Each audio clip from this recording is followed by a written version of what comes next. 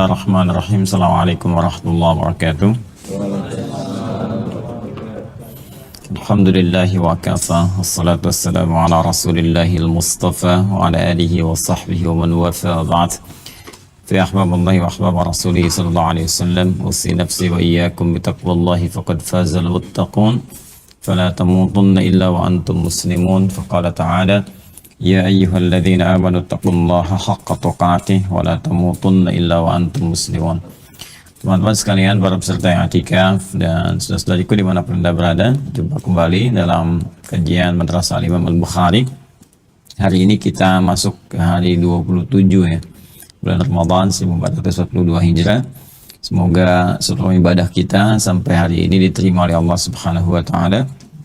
Semoga Allah merahmati kita, mengabulkan doa-doa kita, dan memberikan yang terbaik sesuai dengan kemaslahatan dunia dan akhirat kita insyaallah. Hari ini kita akan coba lanjutkan, sebelum kita mungkin berdiskusi, berbincang, pengayaan dari apa yang telah kita pelajari. Saya ingin perkenalkan kitab lain yang beberapa sudah kita sampaikan ya. Di pertemuan lalu sempat saya perkenalkan kitab Jami', kan?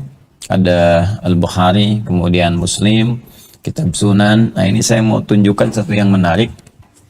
Ada di antara sarjana Muslim yang menggabungkan Al-Bukhari dan Sahih Muslim jadi satu kesatuan, lalu strukturnya dirapikan ya, ditertibkan sehingga menjadi kajiannya sangat tematis ya. Ini disusun oleh Salih Ahmad Syami. Ini gabungan dari Al-Jami' Baina Sahihain, jadi Al-Bukhari dan Muslim disatukan menjadi bentuk tematik. Nah, ini saya kira belum ada terjemahannya nih ya di bahasa Indonesia. Kalau bisa kemudian diterjemahkan, jadi satu hal yang sangat bagus. Karena nanti dari Al-Bukhari, Muslim jadi tema lagi. Setiap temanya itu digabungkan dua hadis ini sehingga lebih otentisitasnya lebih terasa gitu ya. Kemudian juga kekuatan dalilnya lebih menyatu di sini. Ada sinergitas di antara dua kitab Jami'. Nah, ini cukup bagus dan hanya sedikit, hanya 2 jilid. Hanya 2 jilid ya. Kalau kita lihat di Al-Bukhari sendiri, kan Al-Bukhari itu nanti ada yang 4 jilid syarahnya, kemudian ada yang 3 jilid tebal, ada yang 12 jilid. Yang 12 jilid paling banyak dan itu yang paling populer ya, karya Ibnu Hajar Al-Asqalani itu. Kalau Sahih Muslim yang paling populer syarahnya Imam An-Nawawi 9 jilid ya. Yang ini. Kemudian di sini ada juga saya hadirkan kitab Al-Adabul Mufrad, yang ini sudah banyak ini ya, sudah banyak terjemahannya di Indonesia. Nah, ini cukup bagus kitab yang dikhususkan oleh Imam Al-Bukhari untuk menampilkan hal terkait adab saja, konsepsi adab. Ya, jadi kalau kita ingin menghadirkan nilai-nilai mulia dalam pengetahuan Islam yang bisa dipelajari sehingga memberikan karakter kepada kita, ini dikhususkan oleh beliau kitabnya Al-Adab Al-Mufrad. Kalau kita pengen belajar untuk anak-anak, misalnya atau untuk pribadi kita, ya, prioritas dalam akhlak itu apa, bagaimana akhlak kepada Allah, bagaimana akhlak terhadap sesama dan sebagainya, ini paling bagus kitabnya. Ya. Nah, sekarang saya ingin coba perkenalkan dulu yang ini. Kita masuk pada hal yang sangat penting, kita sedang belajar. Jadi di Al-Bukhari itu seperti saya sampaikan ada 97 tema. Dan setiap tema itu sesungguhnya karakteristiknya terkait dengan semua kebutuhan kita, semua aktivitas kita. Nah, itu jeniusnya Imam Al-Bukhari, jadi memetakan hadis-hadis Nabi cukup banyak, kemudian dibuat tematik sesuai dengan kebutuhan dan profesi kita. Nah, ini miniatur kehidupan di masa Nabi yang nilainya bisa dibawa ke kekinian. Nah, saya mau ambil, karena kita sedang belajar, kita ambil misalnya kitab ketiga ya, tema yang ketiga. Di pertama Bad'ul Wahyi, kita Bad'ul Wahyi itu untuk memberikan standarisasi kenabian. Jadi kalau ada orang mengaku nabi, standarnya ini gitu. Jadi kalau nggak punya ini bukan nabi. Sebenarnya kalau kata Nabi selesai setelah beliau, la nabiyya ba'di, nggak ada nabi setelah saya. La-nya itu ya, la-nya bukan sekedar menafikan. Sekali lagi ya, bukan sekedar menafikan, tapi juga memberi petunjuk, karena nafi itu bisa bermakna istiqbal ya, menafikan, meniadakan sesuatu yang berlangsung kini ataupun yang akan datang.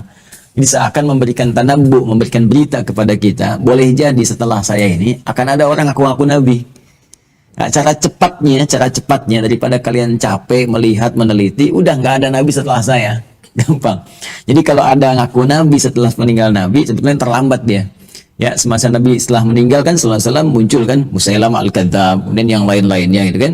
Jadi kalau yang sekarang muncul sebenarnya terlambat karena Nabi pun sudah mengatakan setelah hidup saya nanti meninggal saya akan ada orang ngaku Nabi. Cukup katakan pada dirimu, tolak aja, nggak ada Nabi setelah saya. Selesai ya. Nah, cuman kan kadang orang terpukau atau pengen nyari ya. Jadi kalau ada orang ngaku Nabi nggak aneh. Ingat ya, nggak aneh karena Nabi pun pernah menyampaikan ini mukjizat Nabi SAW. Ya, nggak aneh. Yang aneh itu setiap ada yang ngaku ada pengikutnya. Itu masalahnya. Jadi kan sekali lagi ya, kalau yang ngaku Nabi nggak aneh. Yang aneh setiap ada yang ngaku Nabi ada pengikutnya. Itu persoalannya. Karena itu penting kemudian untuk memberikan pencerahan kepada pengikutnya ini atau yang ikut ini, diberikan kemudian oleh Imam Al-Bukhari bab khusus, tema khusus bagaimana kriteria seorang Nabi itu. Maka muncullah kitab Badiul Wahyi. Kemudian setelah kita yakin dengan Nabi yang sesungguhnya, kita diminta beriman kan. Iman mengikuti ajarannya dan puncaknya kemudian diarahkan untuk berhubung dengan Allah Subhanahu wa taala. Maka tema kedua ada Kitabul Iman. Perhatikan bagaimana urutannya gitu kan. Nah, iman ini penting untuk memberikan pengetahuan kepada kita demi menguatkan iman dalam jiwa. Kadang ada orang mengaku beriman, kadang ada dua persoalan. Imannya bisa naik turun, saat naik yang sunnah pun kuat dikerjakan. Jangankan yang fardu, yang sunnah pun dia kerjakan, dia kejar. Tapi saat imannya turun, jangankan yang fardu, jangankan yang sunnah, yang fardu pun kadang tertinggal. Ya kan? Atau terlambat dia kerjakan. Nah, ini nanti ada 57 hadis membantu kita bagaimana menguatkan iman kita sehingga dinaikkan ke atas dan dijaga supaya enggak turun. Ya. Termasuk ada orang yang memang beriman yang bukan turun lagi, ditukar misalnya sama mie instan, ya, ditukar sama sarung, ya, tiba-tiba dia bisa menggadaikan imannya. Nah, karena itu penting bagi kita bagaimana memahami konsepsi ini. Nah, untuk menguatkan iman ini butuh pengetahuan. Karena ayatnya mengatakan Quran surah ke-47 itu, ayat 19. Ya, surah Muhammad SAW ayat ke-19. Fa'lam annahu la ilaha illallah. Fa'lam. Kalau diterjemahan, kalau kita terjemahkan bebas, itu kan selalu bunyinya maka ketahuilah gitu kan. Ketahuilah. Padahal kalau kita kembalikan ke gramatikal bahasa Arab, di ilmu nahwu saja contohnya misalnya, atau kita kembalikan ke sharaf yang paling tepat, fa'lam itu kan dari kata alima ya'lamu fi'il amr i'lam. Ya, i'lam masdarnya kan ilmu. Jadi fa'lam itu pada asalnya adalah bukan sekedar maka ketahui, tapi lebih kepada maka dapatilah pengetahuan. Mesti tahu, mesti punya ilmu gitu, ya. Alima tahu, ya'lamu akan tahu, ilman pengetahuan, fa'lam maka carilah pengetahuan.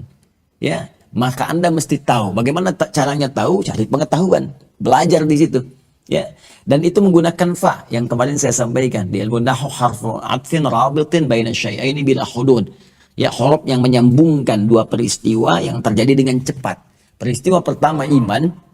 Untuk menguatkan iman itu maka cepatlah kita dapati pengetahuan. Jadi kalau kita tahu dalam konteks kita mengenal Allah, annahu la ilaha illallah. Annahu untuk menetapkan la ilaha illallah, tidak ada Tuhan selain Allah. Bagaimana kita yakin gak ada Tuhan selain Allah? Maka harus punya ilmu. Dan pakai fa, cepat belajar. Ya, cepat belajar. Nanti kalau kita nggak punya ilmu, mudah untuk digadaikan. Sekarang kalau ditanya gini, kenapa Anda memilih Tuhannya Allah? Ya, kalau nggak punya logika, nggak punya dalil, nggak punya pengetahuan, mudah kemudian digoyahkan. Ya, bahkan dengan misalnya dengan pemikiran, ya, dengan pengetahuan yang lain, dengan informasi mudah ditukar. Maka harus punya ilmu basicnya apa. Karena itu di kitab yang ketiga, tema ketiga, perhatikan ketersambungannya. Maka dibukakan, ditampilkan ke kita bab Kitabul Ilmi, tema tentang ilmu. Nah, di tema tentang ilmu ini sangat menarik ketika dipadukan di sini. Ini yang mau saya share di kesempatan kali ini. Kita diskusikan sedikit ya. Nanti selebihnya seperti biasa kita kembalikan ke ayat Quran, kemudian juga ke Al-Adabul Mufrad untuk pengetahuan sehingga ada gambaran besar. Dapatnya agak banyak gitu saat i'tikaf ini. Jadi minimal nanti kalau saya mau cari tentang bab-bab fikih, kitab hadisnya apa? Sunan gitu kan, nanti Anda tinggal temukan. Kalau saya mau nyari tema yang umum, saya cari kitab Jami' gitu kan. Dan kalau saya mau spesifik terkait dengan adab, Al-Adabul Mufrad. Nah, ini kita lihat di sini tentang konsepsi sinergitas Al-Bukhari dan Muslim terkait dengan Kitabul Ilmi. Esensi tentang pentingnya pengetahuan ya dalam lisan Nabi SAW. Di sini ada di halaman 123, kalau saya tidak keliru. Bismillah, kita coba tampilkan. Nanti saya bacakan. Ini kitabnya belum ada ya, karena belum saya berikan yang anak PKU. Betul ya. Ini 122 sampai 123 ini Kitabul Ilmi. Nah, ini perpaduan antara Al-Bukhari dan dan Muslim. Saya bacakan dulu, nanti kita ambil turunannya dari Al-Quran. Ya. Bismillahirrahmanirrahim.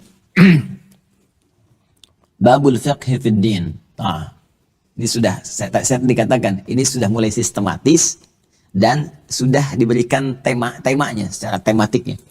Ya, kalau kita ambil ke Al-Bukhari baru kitab A, kitab B, gitu kan? Di Sahih Muslim juga demikian. Ini nanti konsepsi ke bawahnya di situ sudah spesifik, ya. Babul fiqh fid din. Bab, ini saya tidak terjemahkan dengan tekstual Indonesia, ya. Kita lebih senang tuliskan dalam konsepsi bahasa Arabnya. Ini yang mau saya turunkan pengetahuannya, ya, teman-teman sekalian. Dan kenapa nanti ada hadis ini? Kenapa ada hadis ini? Ya, saya tuliskan dulu. Bismillah. Bab al-fiqh fi din. Ya. Bab ini jelas bab gitu kan di kita, tapi di bahasa Arab bab itu artinya pintu. Bisa berarti real, bisa berarti kiasan. Ya, kalau real ya pintu tempat kita masuk, tempat kita keluar gitu kan, dalam artian fisikal. Tapi bisa dibawa dalam konteks kiasan. Ya, pintu itu tempat memasuki apapun. Kalau kita ingin masuk ke dalam sebuah ruang atau satu keadaan, maka harus lewat jalurnya kan, harus lewat pembukanya kan. Dalam bahasa Arab, setiap pembuka segala sesuatu itu disebut bab namanya. Maka seakan-akan tema ini subtemanya, ya, dari temanya kan disebut kitab. Ya, kitab itu kumpulan sesuatu yang sistematis. Disebutkan 255 kali kata kitab dalam Al-Quran. Jadi sesuatu yang terhimpun dengan sistematis, urut, ya, dan tidak ada celahnya, itu disebut dengan kitab namanya. Ya, makanya Al-Quran juga dinamakan dengan kitab. Dzalikal kitabu la raiba fi. Karena susunannya begitu sistematis. Dari Al-Fatihah sampai dengan An-Nas. Tidak ada yang terbalik, tidak ada yang tertukar, tidak ada celahnya. Karena itu buku pun, kalau sudah disusun tertib, ada daftar isinya, ada pengantarnya, sampai akhirnya, itu disebut dengan kitab namanya. Ya, kalau baru, baru sebatas, ya, kerangka, gitu kan, baru sebatas misalnya ya beberapa topik-topik tertentu, itu orang Arab menyebutnya dengan khutbah, ya, baru kerangka saja. Tapi kalau sudah jadi, ini pendahuluannya, daftar isinya, ininya A, B, C sampai ujungnya baru disebut dengan kitab. Jelas ya? Nah, di setiap kitab ini biasanya ulama menuliskan kitab dulu ingin memberikan kesan bahwa ini tulisan saya sudah lengkap, tersusun rapi dan sistematis. Ya, setiap topik yang Anda ingin kaji, saya buka pintunya. Masuk lewat sini. Ya. Nah, di bagian ini, saya akan terangkan kepada Anda pintu pembuka al-fiqhu fid din. Ya. Jelas ya? Babul fiqh fid din hadha. Babul fiqh fid din asalnya demikian. Hadha mubtada, kemudian makhdhuf. Babnya ini khabar, gitu kan? Kemudian al-fiqh mudhaf ilaih fiqh fid din. Nah, kenapa saya bahas ini? Ini penting di ilmu nahwu itu nanti ada i'rab untuk memberikan kesan kepada kita pemahaman yang dalam. Jadi kalau kita tahu i'rab, kita bisa memahami ini arahnya kemana, maknanya apa. Beda antara harakat a, i, u itu lain makna. Bahkan kalau masuk ke fikih lughah itu lebih dalam lagi. Kenapa laki-laki identik dengan a, perempuan i? Coba deh, anta perempuan, anti, jazakallah kak perempuan, jazaki. Kenapa kalau banyak identik dengan u? Muslimun u, ya kan? Mukminun u. Itu ada rahasianya. Nanti supaya nggak lompat-lompat kita khususkan gitu ya. Dan ada rahasia besarnya nanti. Ada luar biasa sampai ke karakter itu di bahasa Arab tuh sampai ke karakter dipelajari. Ya, ke karakter itu dipelajari. Ya, kita kesini dulu. Ini pakai mudhaf ilaih, sesuatu yang disandarkan seakan-akan memberikan kesan kuat pada hal yang mengikat. Ya, bahwa bab ini begitu penting gitu ya, terkait erat dengan sesuatu yang sangat penting dan mengikat pada bagian turunan tema yang saya uraikan. Babul fiqh, apa itu fiqh? Ya. Fiqh itu artinya paham. Sederhananya. Mengerti. Ya. Paham, mengerti. Dari kata faqh asalnya. itu masdarnya, keadaannya, keterangannya atau sifatnya, karakternya. Ini kata kerjanya. Saya mau lompat dulu ke Al-Quran, karena ini dasar yang paling utamanya. Kenapa ini muncul nanti ya? Teman-teman sekalian, buka Quran surah ke-9, At-Taubah, ayat 122. Paling kiri sebelah bawah di mushaf standar. Mushaf Utsmani paling kiri sebelah bawah. Saya mau cerita sebentar. Jadi dulu ada satu semangat yang dahsyat itu kan, untuk merespon ajakan jihad. Karena dulu masih suasana serang-serang militer gitu kan, banyak sekali, akhirnya ada panggilan-panggilan untuk mempertahankan diri, dan itu semangat karena motivasinya besar. Kalau meninggal syahid surga gitu kan. Makanya kalau ada orang menyeru untuk jihad, idnadal munadi lil jihad, ya, dia mengatakan jahidu fi sabilillah, jihad, itu keluar semua, nggak mikir panjang. Karena memang mereka itu hidup untuk wafat. Itu poinnya. Hidup untuk apa? Untuk wafat. Jadi gambarannya gini. Gambarannya ya kehidupan ini kan amanah. Kehidupan yang paling abadi itu di akhirat gitu. Jadi itu kata itu sudah bab yang paling tinggi lah. Tapi caranya benar. Ya, kalau dibelokkan ke cara yang salah jadi bahaya ini. Ya, caranya benar. Karena itu setiap ada panggilan untuk berkhidmat pada agama, karena ini konsepsinya bekal untuk akhirat, pertaruhan terakhir. Karena dunia itu gini, sifatnya karena sementara, tazul gitu kan, sementara, maka apapun yang didapatkan sifatnya sementara saja. Nisbi, sifatnya relatif. Jadi kalau dia kaya, kayanya sementara. Ketika meninggal, selesai kekayaannya. Makanya ketika dikatakan meninggalkan dunia, jadi semua yang ada di dunia tinggalkan. Mau gelar, coba pernah nggak ada orang misalnya meninggal, ya, kan semua gelarnya sama tuh, almarhum, wafat, apapun jabatannya, mau presiden, ketua MPR, mau DPR misalnya, mau pejabat, mau apa, nggak pernah ada dituliskan misalnya direktur A meninggal dunia, terus di nisanya tuliskan, tetap aja almarhum, selesai, ya. Apalagi harta, jangankan ke akhirat, harta fisikal dunia, ke alam kubur pun nggak ada yang dibawa. Handphone yang paling bagus apapun itu silakan. Gak ada orang bapak kalau meninggal handphonenya nanti sertakan. Kalau mama kangen di sekolah aja bisa. Tapi khairiyarah sama ya amal mithqala dzarratin khairiyarah, ya kan? Miskol yang gak dijawab-jawab sariyarah itu. Ya amal mithqala dzarratin syariyarah. Ya. Jadi saya mau balikan gini. Karena sifat itu sederhana, maka ya, jangan terlalu bersedih. Dunia itu teratur itu. Artinya udah diatur, rezeki diatur. Ya kalau kita udah meninggal selesai semua. Ya, tapi kalau misalnya akhirat tuh, maaf, bekalnya tipis, fakir, maka fakir selamanya. Karena sifatnya abadi. Walal akhiratu khairul laka minal ula, sifatnya abadi. Jadi kalau fakir selamanya, kalau kaya selamanya. Makanya orang-orang yang cerdas, ya al-kayyisu kata Nabi itu, orang-orang yang cerdas, dia akan menyiapkan diri untuk bekal akhirat karena sifatnya abadi. Untuk selamanya gitu ya. Nah, orang-orang berpikir pada saat itu, ya sudah, kehidupan dunia ini tinggal nunggu ajal saja. Ya, makanya mereka maksimalkan untuk mencari bekal akhirat. Begitu ada panggilan jihad, semua ikut serta. Nah, ketika semua ikut serta itulah kemudian Allah menurunkan satu firman yang sangat luar biasa. Ini pelajaran besar, karena peperangan itu, ya, kemudian juga pergulatan itu, bukan hanya terjadi perjuangan itu melalui ya fisikal, militer dan sebagainya. Akan terjadi sesuatu yang sangat luar biasa. Turun ayat, wa ma kana al-mu'minuna liyanfiru kaffah. Tidaklah semua orang beriman itu mesti berangkat ke medan juang seluruhnya. Dan falaula nafara min kulli firqa. Nah, ini saya mau turunkan. Ini sangat menarik teman-teman. Nanti saya turunkan poinnya, setiap poinnya. Falaula nafar min kulli firqa, min kulli firqatin minhum ta'ifah. Ini dia.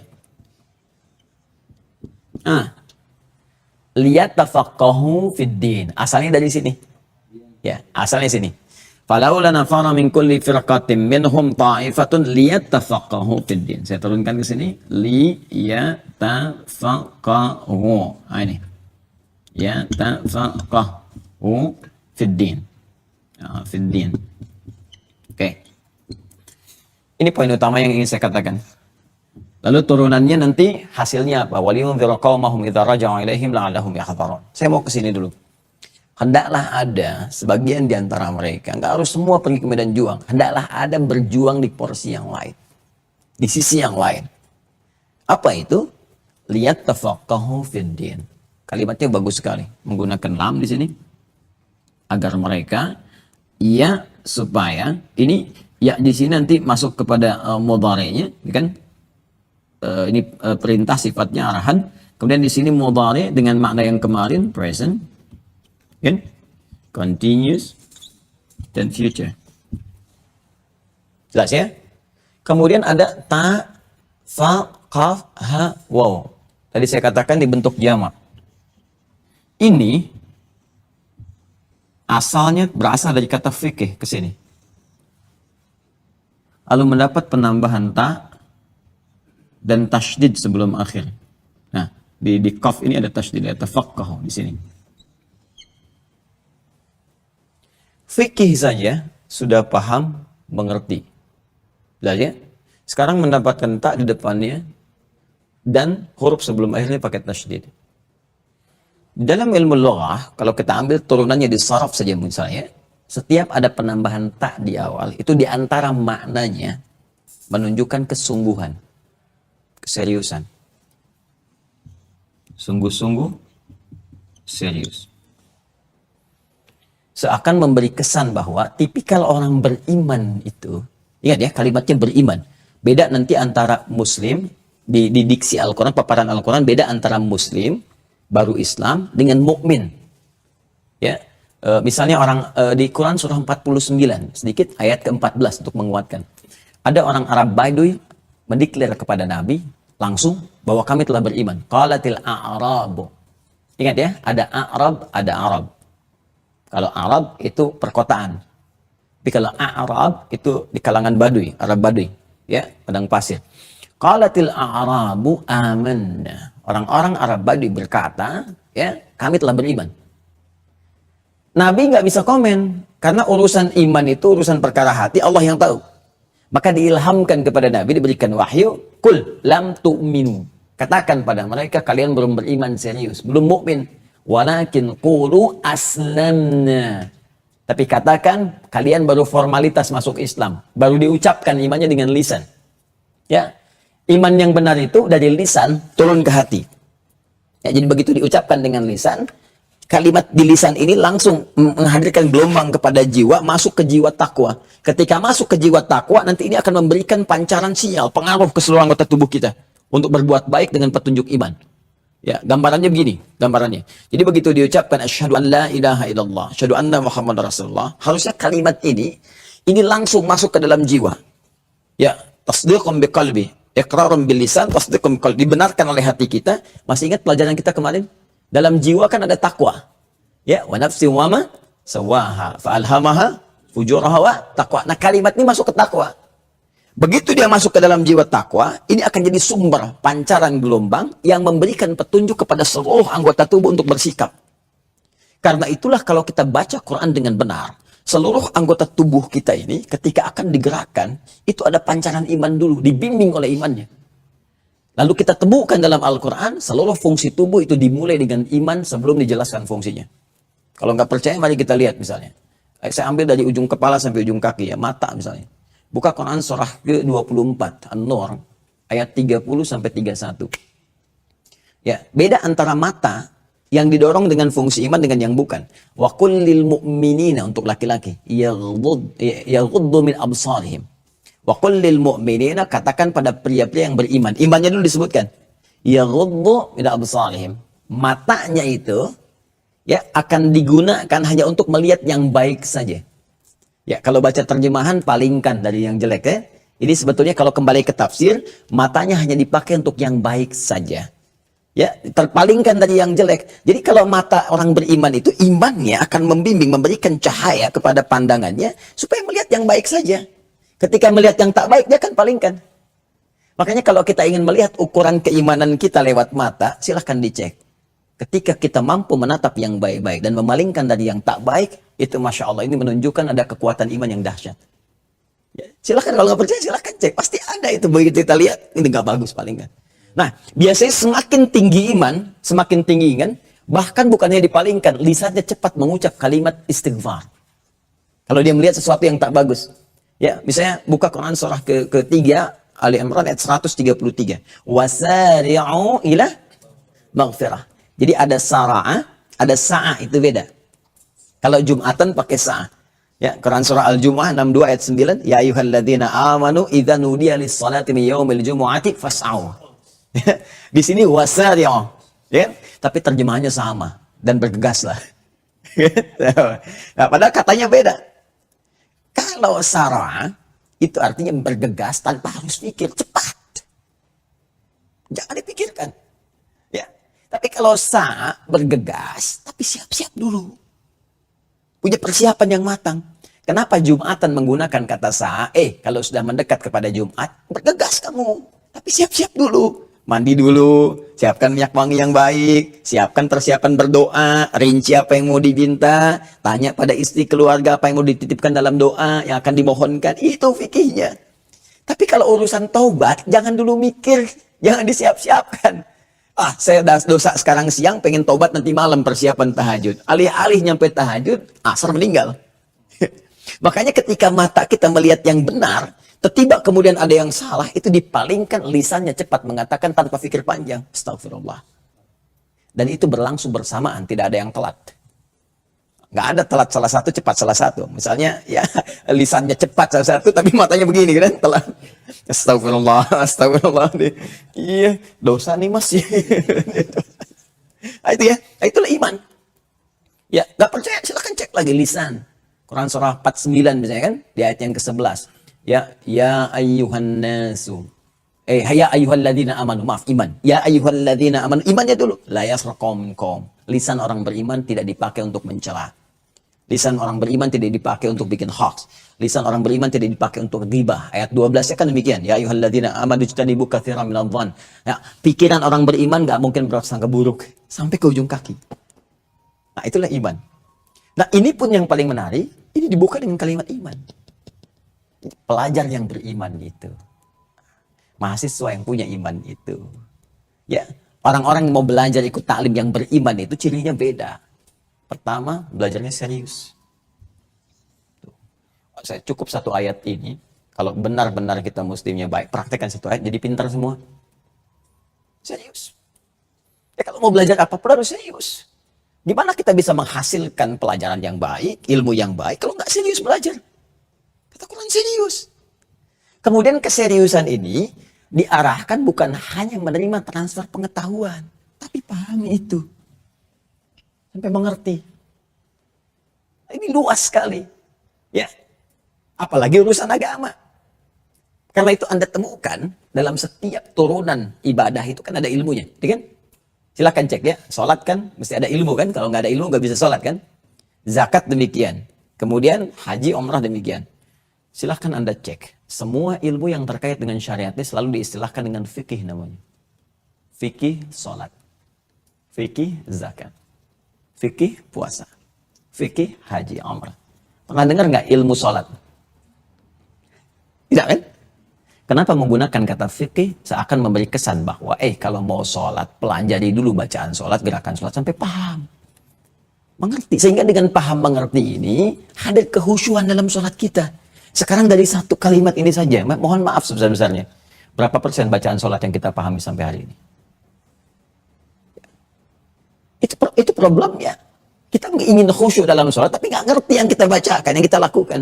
Ya orang kalau kerja nggak ngerti dengan pekerjaannya, mustahil bisa dikerjakan pekerjaannya. Itu urusan dunia, apalagi akhirat. Orang berangkat haji cuma putar-putar, nggak ngerti. Memang menggugurkan kewajiban. Tapi pemahaman yang tidak hadir itu akhirnya menghadirkan hilangnya kekhusyuan. Atau hampa makna sehingga hasilnya tidak maksimal. Nah, ini lari ke sini dulu teman-teman sekalian. Dan kalau ada tasydid sebelum akhirnya, ini menunjukkan apa yang akan dilakukan itu tidak mudah. Tasydid itu, ya, tasydid, syadda yashuddu seakar dengan kata syiddah. Ya. Sesuatu yang tidak mudah. Ya, kadang keras. Ya. Kadang-kadang ada tantangan. Karena itu dalam bahasa standar yang bertasydid itu kan asalnya dua huruf disatukan. Ya, seperti gini. Gitu kan? Hamzah, A, ini mati, kemudian berharakat, awal. Kan? Awal. Lalu ini disatukan jadi satu, huruf double namanya, double. Double ditandai dengan tasdid begini. Awal. Ya kan? Nah, apa hikmah esensi atau falsafahnya dari bahasa ini masuk ke sini? Terkadang jika ada suatu aktivitas dihadirkan tasdid sebelum akhirnya, ini menunjukkan bahwa aktivitas itu tidak mudah. Ya, bukan perkara yang biasa, butuh motivasi double, 2 kali lipat dari sebelumnya. Paham seperti ini? Nah, ini nggak mudah ya, karena ilmunya agak dalam di ilmu bahasa ini. Ya, bisa akan memberi kesan pada kita, serius dalam belajar, sampai dengan paham, dan tambahkan motivasi 2 kali lipat dari biasanya. Jadi kalau kita ingin sukses, tambah motivasinya, tambah belajarnya. Orang 2 jam, kita 4 jam. Ya kan? Orang santai, kita serius. Jangan sampai duduk paling belakang, nggak pernah nanya, gitu kan? Mengandalkan kopian teman saat mau ujian. Makanya ilmunya sebatas saat ujian, betul nilainya bagus. Ya, tapi setelah itu terhenti di situ. Ini persoalan ya. Persoalan nih. Itu yang mudah dalam konteks yang umum, tapi kita berlaku semua karena konteksnya ad-din. Ayatnya belum selesai. Lihat tafaqahu fid din. Ini nggak berlaku muda, tapi tua muda hadir di dalamnya. Balik yang sini ya. Lihat tafaqahu fid din. Nah, dari sinilah kemudian muncul bab ini. Bab al-fiqh fid din. Ya, bab al-fiqh, belajar sampai paham fid din, pada hal yang terkait dengan semua tuntunan dalam ad-din. Apa itu ad-din?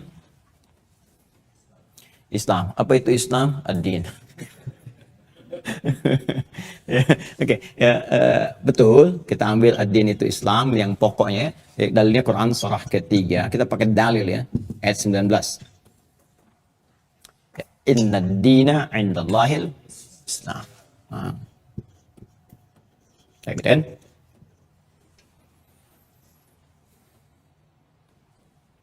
apa itu Islam? Di sini penting. Kalau kita mau kaitkan dengan fikih dalam konsepsi pengetahuan, maka nanti di sini akan ada 2 bagian. Ya. 1, khusus yang terkait dengan aspek syariat dalam konteks ibadah ritual.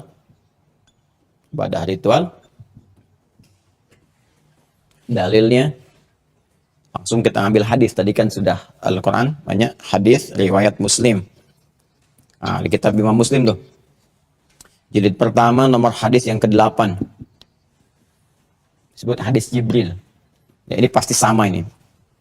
Rawinya Umar bin Khattab radhiyallahu ta'ala anhu.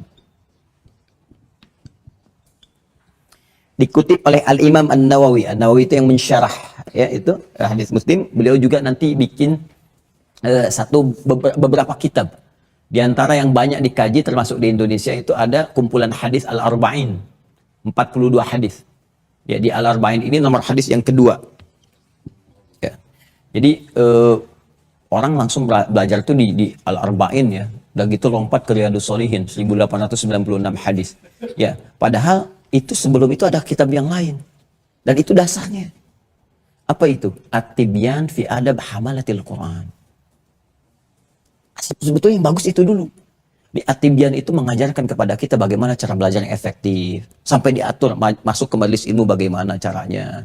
Berinteraksi dengan guru bagaimana. Belajar efektif seperti apa. Terus kalau sudah dapat ilmu nanti menghormati guru bagaimana. Kalau jadi guru seperti apa adabnya. Diajarkan semua.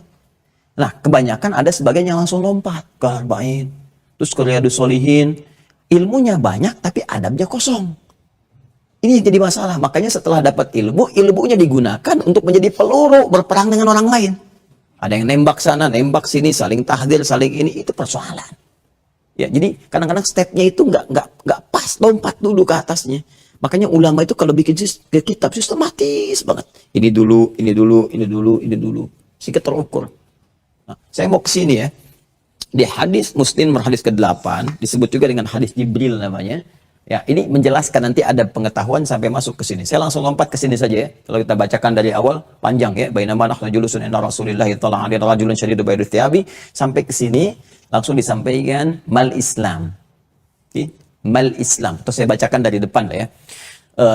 An Abi Hafs bin Al-Khattab radhiyallahu taala anhu qala ya bainama nahnu julusun inda Rasulillah sallallahu alaihi wasallam ya ittala alaina rajulun shadidu bayadut thiyabi shadidu sawadi sya'ri Ya, la yura alaihi atharus safari.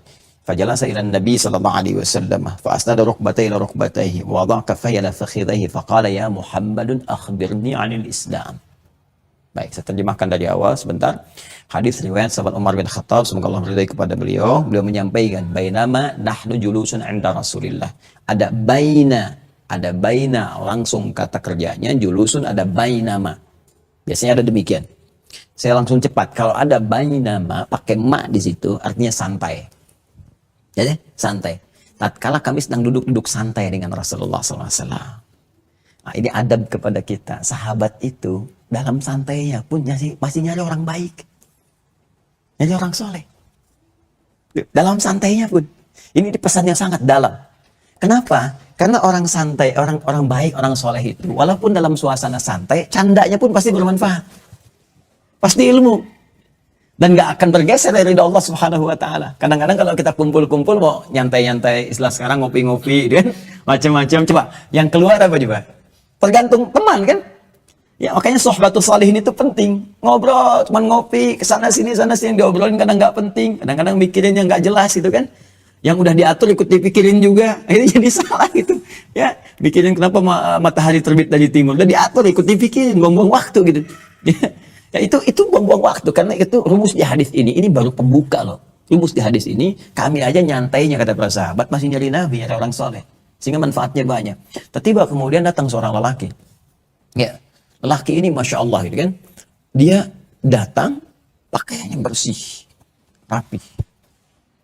Kemudian rambutnya tersisir rapi. La yura alaihi asarus safari. Gak kelihatan asarus safar, bekas perjalanan jauh. Jadi fokus. Datang ke tujuan, kayaknya gak mampir-mampir. Ini juga adab. Kalau kita mau datang ke majelis ilmu, itu bisa kelihatan orang serius dari tampilannya. Ya, kelihatan. Makanya saya itu di Tripoli, di Libya itu, kalau ke kampus, pakainya diperhatikan. Yang pakai jas, pakai apa gitu, pakai macam-macam dasi. Di Eropa begitu kalau belajar. Ya, masuk kampus misalnya apa itu kelihatan dari pakaian, ada sebagian memang terlihat nyantai tapi masih menjaga gitu kan. Tapi orang serius kelihatan persiapan dirinya. Dan ini yang paling penting, la yura alaihi atharus safari. Tidak nampak pada dirinya itu bekas lelah mampir-mampir. Jadi kalau memang mau belajar, langsung ke tujuan. Ya, jangan dijadikan sebagai sambian atau nyambi ke tempat lain sehingga suasana di tempat itu terbawa ke ruang belajar. Yuk ke Masjid Al-Ihsan belajar, nanti sambil ngebaso, di sini sambil ngebaso. Jadi begitu mampir ke tempat baso, ke sini terbawa suasana baso. Dia enak loh, nular ke yang lain. Baksuhum bainahum syadid. Baksonya sambalnya pedas gitu. Jadi ke bawah suasana itu. Jadi fokus dulu aja, dari situ baru dibawa. Kalau ke majlis ilmu, habis itu mampir ke tukang bakso gak ada masalah. Ya, yang jadi masalah bakso yuk sambil ikut kajian sambil, gitu kan? Ini persoalan. Maka ketika dia masuk, apa adabnya? Fajalasa ilan Nabi, datang ke saf yang terdepan. Ya, nanti kalau ada anak ya, saudara kita atau apa belajar, adik-adik kita, antarkan ke kelas itu. Kalau saya antarkan, simpan di saf paling depan. Karena pasti fokus. Saf paling depan itu.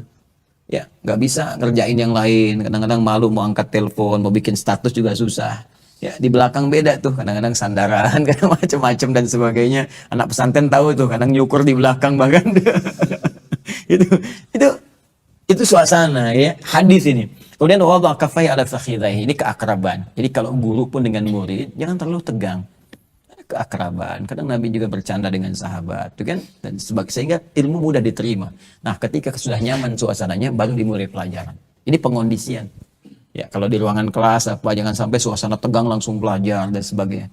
Ketika itu apa pertanyaannya? Mal Islam ya Muhammadun. Ya Muhammad SAW, mal Islam. Apa itu Islam? Ada yang mau saya turunkan. Din ke Islam kan? Maka dijawab oleh Nabi, al-Islamu an tashhadu an la ilaha illallah wa anna Muhammadar Rasulullah wa tuqimas salah wa tu'tiyaz zakah wa tasuma Ramadan wa tahujjal baita in istata'ta ilaihi sabila. Ini yang pokok. Jadi ada ilmu yang turunannya itu harus dipelajari sampai paham, sampai mengerti. Yang pokoknya 5. Kalau yang pokok ini sudah kita pahami, yang lainnya akan otomatis kita ketahui. 5 aja. Jadi jangan banyak-banyak kalau mau belajar yang pokok itu 5 aja. Kalau 5 ini kita serius dan dalami dengan benar, yang turunan lainnya akan mudah kita kuasai. Ya, apa itu? Pertama tauhid. Tasyhadu an la ilaha illallah wa anna Muhammadar Rasulullah. Itu harus paham betul. Kenapa kita mengucapkan la ilaha illallah? Kenapa ada la di depannya? Setelah ilah, kemudian kenapa harokatnya fathah ilaha? Setelah itu Allah jadi dhammah illallahu. Ya, itu dalilnya nanti di Quran surah ke tadi 47 ayat 19. Fa'lam annahu la ilaha illallah. Ya. Itu satu. Kemudian wa tuqimas shalah, salat. Mesti punya ilmu. Dan ilmunya dipelajari sampai paham fikih. Coba lihat urutannya.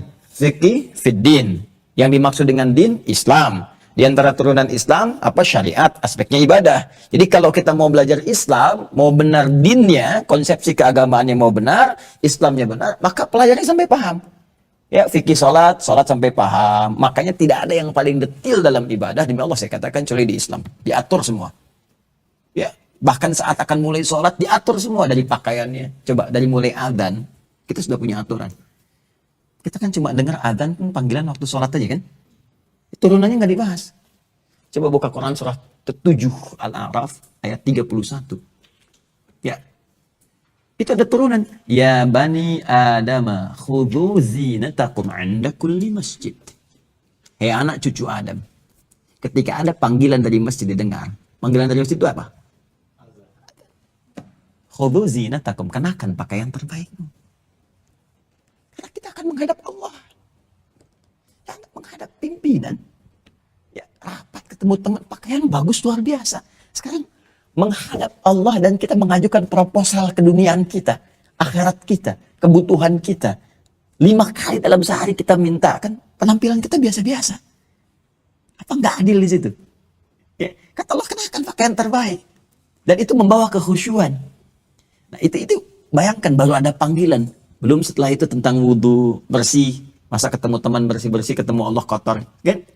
Kemudian setelah itu menghadap ke arah kiblat, diatur bagaimana caranya, dari takbir sampai dengan salam, dan dijelaskan maknanya kenapa begini, hikmahnya apa, dampaknya dalam kehidupan kita, itu udah semua. Nanti buka kajian saya yang fikih sholat itu saya terangkan detail tuh. Kalau nanti ada waktu saya tunjukkan beberapa referensi-referensi, itu dahsyat sekali. Nah, itu sholat, zakat. Coba kenapa disebut zakat? Jadi semua istilah di dalam syariat itu ada maknanya, bukan kata-kata hampa makna. Sholat aja tadi ya, kalau kita pelajari itu kan manajemen hidup kita harian. Yuk, kenapa subuh? Kenapa ada zuhur? Kenapa artinya zuhur itu apa? Asar apa? Maghrib apa? Isya apa? Sedikit sebagai gambaran cepatnya. Subuh itu punya 2 kata. Ya, subuh dengan fajar. Subuh dengan apa? Fajar. Ada fajar, ada fujur. Ya. Sudah saya terangkan yang fujur kemarin kan. Kalau fujur itu pancaran yang negatif, yang diberikan waswas oleh setan. Lawannya takwa itu. Ya, jadi kalau dia keluar fujur, dia ngasih gelombang rambatan. Rambatannya memberi perintah dari waswas setan, disebut ammar namanya. Karena fujur tempatnya di nafas. Ya, wa nafsi wa ma sawaha fa'alhamaha fujur. Fujur tempatnya di nafas. Nafas tempatnya di kolbu. Kolbu tempatnya di sodron. Sodron jamaknya sudur. Setan memberikan waswas dari sudur. Alladzi yuwaswisu fi sudurin nas, tembus ke dalam. Diberi perintah keluar dari fujur, itu perintah gelombang-gelombang keburukan. Ini yang kalau kita misalnya terbawa waswas setan, marah, maka dari hati kita keluar langsung di bawah fujur. Tak, mata diberikan cepat sepersekian detik, mata melotot. Lisan meracau, tangan memukul, kaki menendang, sepersekian detik. Nah, itu pancaran jeleknya. Pancaran kebaikan yang bersumber dari jiwa takwa kita disebut fajar namanya. Ya, bentuk kiasannya. Kalau bentuk hakikinya, ya bentuk realnya itu kalau cahaya, ya muncul membelah kegelapan, sehingga menandakan bahwa gelap selesai, malam selesai, tibalah kemudian pembuka di waktu pagi. Ya, muncul itu di Quran surah kedua ayat 187. Wa kulu washrabu hatta yatabayyana lakumul khaytul abyadu minal khaytil aswadi minal fajar. Jadi begitu cahaya, pancaran cahaya tadi keluar, maka kemudian yang gelap itu hilang, tibalah kemudian yang baik-baiknya. Yang putih terbuka dan seterusnya. Nah, bahasa kiasan, majasnya, kenapa kemudian sholat pertama kita disebut dengan fajar? Seakan-akan itu respon pancaran cahaya keimanan kita yang merespon panggilan yang disampaikan oleh Allah lewat suara muadzin. Allahu Akbar, Allahu Akbar. Orang yang punya iman akan merespon dari kedalaman jiwanya, jiwa takwanya memancarkan pancaran fajar keluar. Respon itu bangun dia siap-siap sholat. Itulah sebabnya kenapa sholatnya disebut sholat fajar. Bukan hanya menunjuk kepada cahayanya. Ya, menunjuk kepada awal perubahan waktunya. tapi juga pancaran dari dalam jiwa yang merespon. Itu tinggi sekali dia. Ini tinggi bahasanya. Yang merespon panggilan itu. Sehingga tafsirnya dari mana? Quran surah ke-8 ayat kedua. Innamal mu'minuna. Sungguh orang-orang yang punya iman sejati itu. Orang punya iman sejati kan di dalam jiwanya. Tadi saya terangkan. Ya, idza dzukirallahu wajilat qulubuhum. Kalau disebutkan nama Allah, maka akan ada getaran dalam jiwanya, ada pancaran. Itu pancarannya. Makanya dites dalam sehari 5 kali. Masih ada iman nggak? Ya, setiap perubahan waktu dalam sehari. Ya, dari subuh, zuhur, asar, maghrib, isya, setiap berubah waktu dites imannya ada nggak? Karena kata Nabi, ada yang subuhnya beriman, sorenya kafir. Ya, asbaha mu'minan fayumsi kafirah. Jadi paginya beriman, sorenya udah kafir. Makanya dicek setiap hari ada iman nggak? Karena itulah diperdengarkan suara lewat muadzin. Allahu Akbar, masih ada getaran. Ya Allah, sudah adzan. Nanti tingkatannya beda-beda. Semakin kuat imannya, belum adzan udah kepikiran. Bahkan ada yang dahsyat nih. Sekarang mau zuhur, udah mikirin. Asal nanti jam berapa ya? Malam nanti bangun jam berapa saya tahajud. Udah begitu. Beda kalau semakin menipis, sudah lain. Baru sahur, buka jam berapa ya nanti ya? Udah lain tuh. Persepsinya udah berbeda gitu ya. Nah, ini pancaran iman. Fajar. Nah, setelah itu apa yang terjadi? Setelah itu, kebiasaan orang-orang Islam itu, orang beriman itu kan malamnya evaluasi. Nyambung ke malam itu sebelum tidur, dievaluasi, gitu kan? Fa idza faraghta fansab wa ila rabbika. Ya, Nabi itu membiasakan diri mengevaluasi hari-hari yang telah dilalui, terus istighfar kepada Allah, lalu menyiapkan besok mau ngapain. Nah, jadi orang Islam itu harus punya rencana untuk dieksekusi. Nah, dalam bahasa Arab, sesuatu rencana yang siap untuk dieksekusi, yang sudah matang, itu bahasa dasarnya disebut subuh namanya. Sehingga orang Arab bertanya, kaifa asbahta? Bagaimana kabarmu saat ini, di pagi ini? Sebetulnya kalimat asbah itu bukan sekedar menunjuk pagi, bukan. Hei, bagaimana kabarmu hari ini? Apakah sudah siap dengan kegiatan-kegiatan yang akan dieksekusi? Mau ada rencana apa hari ini? Makanya kita dipanggil dalam subuh itu disebut subuh, fajar pancaran iman, subuh, untuk memohon kepada Allah rencana-rencana kita itu disetujui oleh Allah. Persetujuan Allah terhadap rencana kita disebut taufik namanya. Ya Allah mawafiqni, Allah wafiqni, Allah berikan persetujuanmu kepada ikhtiarku ini, ya Allah. Berikan ridhamu kepadaku ini. Makanya ketika kita datang lewat subuh itu sholat, kita meminta kepada Allah, ini ya Allah, saya mau ngerjain ini, datang. Sahabat-sahabat itu seperti itu sebelum pergi bekerja, beraktivitas, duduk dulu. Bahkan sampai muncul syuruk mereka minta sama Allah itu. Ya, itu asalnya. Makanya di Quran di surah At-Takwir itu di ayat ke-18, was-subhi idza tanaffas. Dan bersamaan dengan waktu subuh itu tiba, semua mulai beraktivitas, termasuk matahari memancarkan sinarnya, oksigen mulai muncul, dan bersamaan dengan nafas kita yang keluar saat itu siap mengeksekusi apa yang telah kita rencanakan. Jadi jangan sampai terjadi orang beriman subuh nggak tahu apa yang mau dikerjakan. Nanti jam 7 mau di mana? Gimana nanti aja. Bukan gimana nanti bagaimana? Jam 11 mau ngapain? Harus jelas semuanya, terstruktur. Dan jangka panjangnya sampai akhirat. Wal tanzur nafsum ma qaddamat. Di situ akhirat. Jadi harusnya bikin kurikulumnya sampai akhirat nih. Ya, kalau saya biasa mengajarkan begini. Siapa yang mau ke surga? Jelas kita kan? Ya, di usul fikih as-sukutu alamatu diam itu tanda setuju, artinya pengen semua kan. Pengen semua. Makanya kalau punya anak gadis dilamar, diam itu setuju. Ya, kalau keberatan bicara gitu. Ya, kayak usul fikihnya as-sukutu alamatu gitu. Diam tanda setuju, alamatu na'am. Baik, balik sini. Jadi, tapi kan orang nggak pernah detail surganya mau surga yang mana. Kan surga dibentang kan, surga Firdaus, surga Aden. Ya, terus turunannya ada 8 pintu itu diturunkan. Nah, itu seharusnya di kurikulum amalan. Saya pengen masuk surga Firdaus. Apa amalannya? Turunkan Quran surah 23 Al-Mu'minun ayat 1 sampai dengan 11. Jadikan kurikulum hidup ke situ aja konsisten. Saya pengen masuk lewat surga Aden, disambut semua malaikat. Turunkan amalannya. Ya, misalnya Quran surah 13 ayat 23 sampai 24. Ditafsir nanti dengan Quran surah 35 ayat 32 sampai 33. Amalan Al-Quran. Konsisten ke situ. Saya pengen masuk lewat Babur Rayyan, ya, saum konsisten situ. Harusnya begitu. Nah, dari situ turunkan jadi aktivitas dunia, apapun kita pekerjaannya. Apakah pelajar kah, birokrat kah, diplomat kah, pebisnis kah? Ikuti jalurnya. Karena miniatur di masa depannya sudah ada. Abu Bakar pebisnis, Utsman pebisnis, Abdurrahman bin Auf pebisnis, tapi kan tahajud juga. Utsman kata Al-Imam An-Nawawi, ya, Abdurrahman bin Auf itu bisnis sibuk tapi malam masih sanggup tahajud sampai hatam Quran. Ya, Ali misalnya dosen, itu kan, jenius, begawan keilmuan. Tuh Amr bin As di bidang birokrasi, Khalid bin Walid di militer, surga semua. Karena mereka menurunkan spesifikasinya sampai ke bumi, jadi spesialisasi kehidupan, passionnya jelas. Ya, dan itu diikuti walaupun yang lain dikerjakan. Kayak Bilal kok adzan aja, yang lain enggak. Ya. Padahal Bilal kalau mau jadi mufti sepeninggal Nabi bisa, tawaran banyak. Jadi hakim agung bisa. Sepeninggal Nabi cari-cari. Mau dikasih sedekah nggak mau. Kenapa? Karena Bilal terkenang dengan suasana itu. Allahu Akbar, Allahu Akbar. Selesai, Nabi komen, di like oleh Bilal, di share oleh sahabat yang lain sampai ke kita. Ya, kata Nabi, aku mendengar suara terumpahmu di surga. Bilal mikir, adzan aja udah ke surga, udah ya adzan aja. Itu fikih marbot namanya.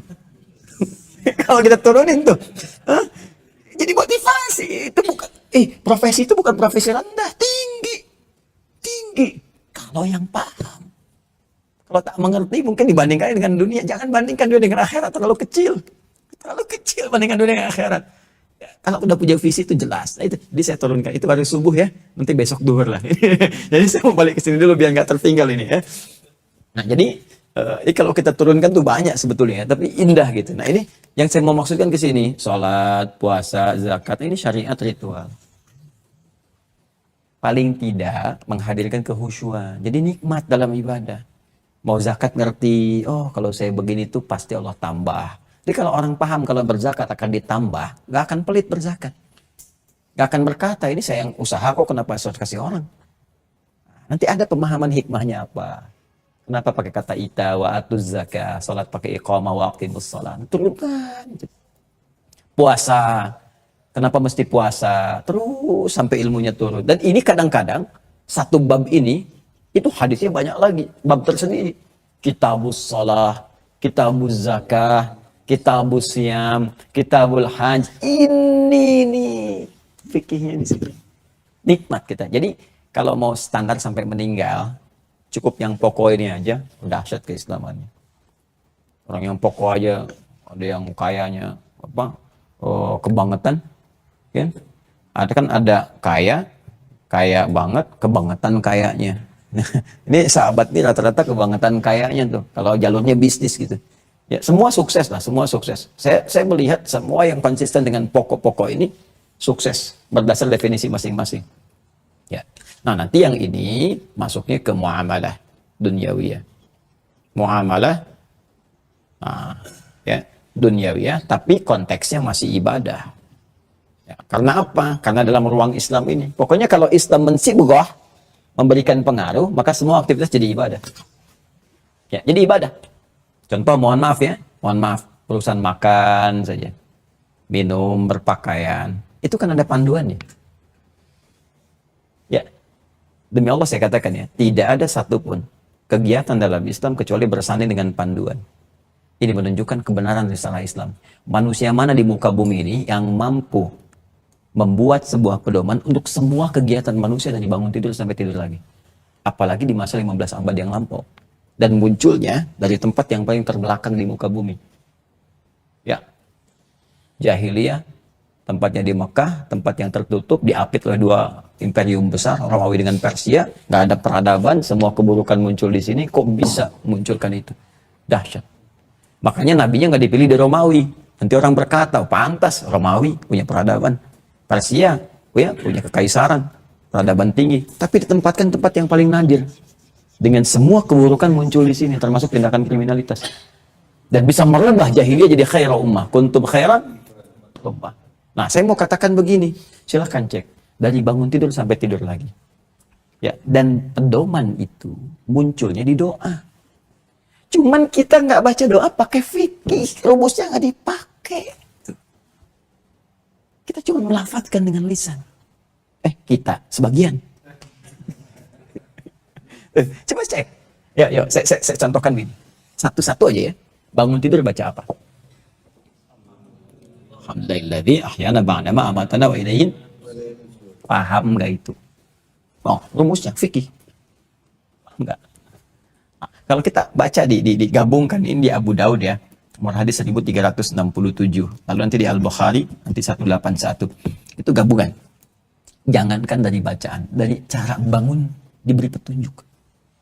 Karena Nabi SAW kata Ibn Abbas radhiyallahu ta'ala anhuma ketika menginap di bibinya Sayyidah Maimunah radhiyallahu ta'ala anha yang ingin melihat kebiasaan Nabi saat bangun malam. Begitu tidur, terus bangun Nabi, beliau ngelihat itu anak usia masih dini sekali. Ya usia sekitar 4-5 tahun gitu ya. Tapi karena didekatkan oleh bapaknya dengan orang soleh, dengan Rasulullah, ada rasa cinta. Nah anak-anak itu kosong ya. Ya, gimana mau diisi lah empty cell gitu ya. Gimana mau diisi ya. Siapa yang isi? Jadi kalau didekatkan dengan orang soleh, jadi soleh. Kalau didekatkan dengan dunia apa dan sebagainya, itu yang memberikan pengaruh pada dia. Maka beliau dekatkan Abbas, dekatkan Abdullah anaknya dengan Nabi SAW. Maka semua kegiatan Nabi disukai, dicintai. Sampai-sampai pengen nginep di rumah bibi beliau Sayyidah Maimunah karena Nabi sedang di situ. Malamnya Nabi bangun, dijelaskan oleh beliau. Karena Nabi SAW adalah kebiasaan Nabi SAW jika bangun dari tidurnya, fajalasa, duduk sebentar. Jadi kalau bangun duduk dulu, jangan langsung beraktivitas. Perhatikan nanti alurnya bahkan secara kesehatan ya. Fama sahabiyadihi min athari naumi. Kemudian beliau menghilangkan dulu bekas ngantuknya dengan tangan yang diduga bersih. Awas, karena ada hadis lain nanti. Awas, hadisnya jangan dibenturkan ya. Kalau kalian bangun dari itu cuci tangan karena kalian nggak tahu tangan itu kemana kita beraktivitasnya. Ya, nah ini cuci dulu. Nah ini diduga dengan yang paling bersih. Kira-kira seperti ini, bisa kan dihilangkan. Sampai hilang ngantuknya dulu. Jadi bukan bangun langsung baca doa. Kalau Anda baru bangun langsung baca doa, nggak sadar bacanya. Alhamdulillah. Bangun jam 3 sih, tapi begitu begini udah jam 4:30 kan, sahur lewat. Jadi hilang dulu ngantuknya. Setelah itu apa? Faqara'a khawatimu surah Ali Imran, membacakan 10 ayat terakhir surah Ali Imran. 10 sampai 11 ayat dari inna fi khalqis samawati sampai ujungnya ya. Nah, kemudian setelah itu baru bacakan, ditafsirkan kemudian di Al-Bukhari. Faqala an Mu'adz bin Jabal wa Jundub bin Junadah radhiyallahu ta'ala anhum qala ya. Kedua menyampaikan berkata Nabi sallallahu alaihi wasallam setiap bangun dari tidurnya apa bacaannya alhamdulillahilladzi ahyana ba'dama amatana wa ilaihin. Sekarang saya berikan satu penjelasan supaya kita mengerti apa maksud doa itu. Alhamdulillahilladzi ahyana. Saya memuji Allah, semua pujian hanya untuk Allah yang telah memberikan saya kehidupan. Ba'dama amatana. Ingat, bukan ba'da amatan tapi ada ba'dama amatana. Setelah mewafatkan sementara ya dalam keadaan tidur. Kalau ba'da amatana wafat sama sekali. Tapi ketika menggunakan masa akan memberi kesan bisa bagi Allah mewafatkan saya saat tidur tadi. Tapi Allah berikan saya kesempatan lagi untuk hidup. Ya. Nah ini dikaitkan dengan evaluasi sebelum tidur. Kan saat tidur, sebelum tidur tadi kan kita merinci kan kegiatan kita kan besok mau ngapain. Terus sebelumnya banyak kesalahan istighfar. Terus berjanji pengen memperbaiki besok ya Allah. Saya punya kesempatan besok untuk hidup lagi. Saya pengen perbaiki. Saya pengen tambah bacaan Quran. Saya pengen tambah sholat sunnahnya. Terus dikasih hidup. Ya, sesuai dengan ajalnya. Maka kita bersyukur. Ya Allah terima kasih memberikan saya kesempatan lagi hidup. Walaupun kau bisa wafatkan aku tadi dalam tidur. Aku bersyukur ya Allah. Wa ilaihin nusyur. Ini intinya. Dan aku berjanji. Kata nasyara yansyur, nasyran wa nusyuran, itu artinya menyebar untuk kembali. Tahu ya? Menyebar untuk kembali. Fa idza qudiyatis salatu fantashiru. Maka jika Jumat telah selesai ditunaikan, silakan menyebar beraktivitas untuk balik lagi ke rumah masing-masing. Dapat pendapatan dari situ. Ya. Makanya Jumat dijadikan sebagai wahana untuk mencari link, ya, mencari kolega. Dari situ kemudian diterapkan, diaplikasikan dalam kehidupan beraktivitas, balik ke rumah masing-masing. Itu nasyara. Nah, kita dengan kesadaran penuh mengatakan, ya Allah, saya sadar. Itu saya akan pulang. Saya akan kembali kepadamu. Membawa apa yang telah saya lakukan dalam kehidupan dunia. Saya berjanji saat bangun ini untuk menyiapkan amalan-amalan yang lebih baik daripada sebelumnya untuk saya bawa bekal pulang menghadap kepadamu. Saya akan menyebar ya Allah, beraktivitas. Ya, saya akan tingkatkan ibadah. Wa ilaihin nusyurhinya dijadikan bentuk gaib untuk memberikan batas. Ya, kalau bentuknya wa ilaika jadi seakan-akan dekat waktunya. Jadi kalau kita jadikan gaib memberikan batas, seakan kita katakan berikan aku waktu ya Allah. Tempo. untuk bisa memperbanyak amalan, memperbaiki yang sebelumnya, untuk bekal pulang kepadamu. Jadi ketika kita katakan alhamdulillahilladzi ahyana ba'da ma amatana wa ilaihin nusyur, itu komitmen kita pada waktu itu bahwa kita akan mengisi sisa hidup yang diberikan Allah saat itu lebih baik daripada sebelumnya. Jadi kalau hari itu lebih buruk dari sebelumnya, celaka. Makanya ulama mengatakan orang yang harinya lebih bagus dari sebelumnya, orang beruntung dia. Ya. Tapi orang yang sama, ya, yang sekarang dengan sebelumnya, itu orang rugi dia. Karena nggak manfaatkan waktu. Tapi kalau dia lebih buruk dari sebelumnya, celaka orang itu. Dikasih kesempatan, nggak diperbaiki. Itu baru doa bangun tidur. Belum yang lainnya. Makanya penting kita fikih. Nah, turunan muamalah ini, itu kan turun ke bawah. Itu kan baru bangun tidur ya. Belum kalau beraktivitas pagi. Ada yang belajar ke kampus, ada yang bekerja, ada yang macam-macam. Itu kan ada doanya juga. Nah, setiap kita mulai doa itu, terutama yang terkait dengan pelajaran, apa jadinya? Semuanya menggunakan kata fikih. Ya, saya ambil contoh misalnya. Nabi mendoakan Ibnu Abbas. Ibnu Abbas itu kan bukan hanya belajar agama, yang lain juga dipelajari. Doa Nabinya dipegang oleh beliau kepalanya, dikatakan Allahumma faqih fiddin wa alimhu ta'wil. Jadi menjadi doa standar bagi setiap muslim saat masuk ke ruang belajar dimanapun, termasuk ilmu umum. Karena syariat muamalah kedua itu masuk ilmu umum. Dan dalam bingkai Islam, mau belajar matematika, fisika, biologi, geografi, dan sebagainya, fikih. Ini silahkan masuk jurusan umum, belajar ke ITB, silahkan ke IPB, ke UI, ke UGM, silahkan. Ya, tapi praktekkan ini. Belajar yang serius, jadi mahasiswa yang bagus, ya. Pahami setiap pelajarannya. Kemudian jadikan itu untuk memperkuat keislamannya. Bukan sekedar cari dunia. Kalau cari dunia yang belum beriman juga sudah bisa. Banyak orang belum beriman, insinyur banyak, dokter banyak. Terus iman Anda pengaruhnya apa pada kedokteran Anda? Iman Anda apa pengaruhnya pada ilmu yang Anda pelajari di fakultas-fakultas itu? Maka saya kasih pelajaran sedikit aja, sedikit saja. Saat saya di Tripoli, saya bimbing gitu beberapa ahli minyak gitu. Saya sempat ngajar di Pertamina, di Medco, Akakus Oil, Slumbersea gitu kan, Ali Burton. Itu awalnya sebelum belajar, saya datang, Ustaz, Masya Allah katanya, kalau Ustaz tahu ya di geologi, kita eksplorasi, itu batu-batu Ustaz. Semua ada kodenya. Ada kodenya.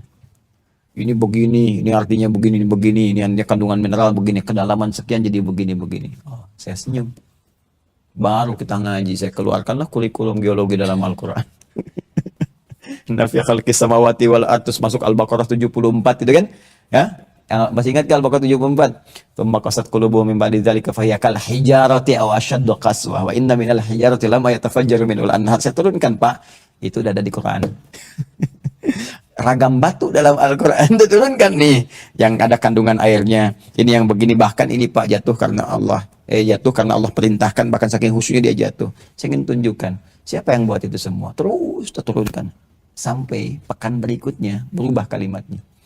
Masya Allah Ustaz, begitu besar kekuasaan Allah Subhanahu Wa Taala yang bisa memberikan tanda pada setiap batu untuk menunjukkan kekuasaannya. Dunia dapat, pendekatan ke Allah pun meningkat. Itu harusnya demikian. Astronomi boleh. Jangan cuma dipakai untuk menunjukkan gugus bintang ini dan sebagainya, ngatur bagaimana ritme misalnya di alam semesta, tapi juga gunakan itu sebagai tanda untuk mendekatkan diri kepada Allah. Ya, minimal untuk tahu Ramadan kapan, ya. Kemudian juga untuk tahu Idul Fitri kapan, untuk tahu Idul Adha kapan. Makanya semua disebut dengan alam namanya. Coba alam langit, alam hewan. Pernah dengar itu? Alam tumbuhan. Alam itu apa? Alam itu artinya apa? Bukan. Alam itu dari bahasa Arab. Kapan alam mulai muncul? Setelah Vetivera. Bukan. Alam itu secara bahasa artinya tanda. Makanya diambil dari situ ya ke dalam bahasa Indonesia menjadi alamat. Alamat itu tanda yang mendekatkan pada tujuan. Di mana tempat Masjid Al-Ihsan alamatnya? Alamatnya di mana? Tahu, oh di situ jalan jingga sekian, kan? Ketika tahu alamat lebih cepat sampai ke tujuan. Alam ini kenapa disebut alam? Karena menunjukkan tanda tercepat menuju Allah Subhanahu Wa Taala. Diberikanlah tanda kekuasaan Allah itu di alam supaya kita lebih cepat kenal Allah. Tandanya itu disebut dengan ayat. Karena di Quran dikatakan inna fi khalqis samawati wal ardi wa ikhtilafil laili wan nahari la ayatil liulil albab. Gitu. Nah, mahasiswa muslim, mahasiswa beriman, kita yang beriman, belajar di fakultas umum pun harus sampai kepada ayat. Ya, jangan bergerak, jangan batasnya di titik alam saja. Kalau cuma alam, yang belum beriman pun bisa. Kita harus sampai ke ayat. Ayatnya apa? Sehingga berubah status menjadi ulul albab. Ya, apa itu ulul albab? Albab itu jamak dari kata lub. Lub. Pernah lihat kelapa? Kelapa ya. Kelapa itu kan ada kulit luar di Jauz Hindi, ada kulit luarnya kan? Ya, kan setelah itu ada batoknya kan? Kulit juga kan? Kulit keras kan? Setelah itu ada kulit bagian daging kan? Ya kan? Setelah itu ada daging, terus di dalamnya tahu nggak ada yang putih, bening, halus itu kan? Itulah lub. Jadi inti kelapa kedalamannya itu lub di dalam itu. Ada orang yang ilmunya bisa sampai memahami sampai ke kedalaman. Ada yang cuma nangkap di luar aja, kulit kelapa luar. Ada yang baru sampai ke batok. Jadi orang kalau mau lihat bintang ke atas, ya lihat ke atas tuh. Ada yang baru lihat bintang bagus ya, sinarnya, itu kulit kelapa luar. Ya, wah ini bisa jadi gugus penunjuk nih, arah kemana? Itu baru dalam. Nah, mau masuk daging. Oh ini bisa dijadikan sebuah petunjuk untuk menentukan waktu. Itu baru daging yang dalam. Ketika kita katakan, Subhanaka ma khalaqta hadza batila. Mustahil yang menciptakannya kecuali Allah.